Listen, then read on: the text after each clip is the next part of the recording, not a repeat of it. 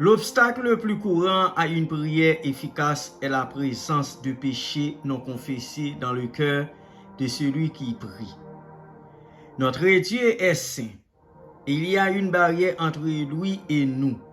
Quand nous venons à lui avec des péchés non confessés dans nos vies, mais ce sont vos fautes qui ont fait séparation entre vous et votre Dieu. Ce sont vos péchés qui vous l'ont caché et l'ont empêché de vous écouter. Ésaïe 59, verset 2.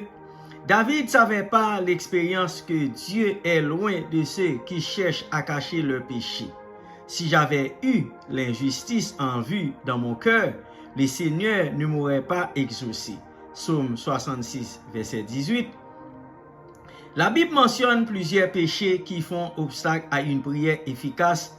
Tout d'abord, si nous vivons selon la chair et non selon l'esprit, notre envie de prier et notre capacité à communiquer efficacement avec Dieu seront entravées. Même si nous recevons une nouvelle nature au moment de notre nouvelle naissance, elle réside encore dans notre vieux corps charnel. Cette tente ancienne corrompue et pécheresse, la chair peut prendre le contrôle de nos actions, attitudes et motivations si nous ne nous appliquons pas à faire mourir les manières d'agir du corps, Romains 8, verset 13, et ne nous laissons pas conduire par l'Esprit pour une bonne relation avec Dieu, alors seulement nous pourrons prier en étroite communion avec Dieu. Une vie selon la chair se manifeste notamment par l'égoïsme, qui est un autre obstacle à l'efficacité de la prière. Quand nos prières sont motivées par l'égoïsme, quand nous demandons à Dieu ce que nous voulons plutôt que ce qu'il veut, nos motivations sont une entrave à nos prières. Nous avons auprès de lui cette assurance. Si nous demandons quelque chose conformément à sa volonté, il nous écoute. 1 Jean 5, verset 14. Demander selon la volonté de Dieu revient à se soumettre à celle-ci, que nous la connaissions ou non.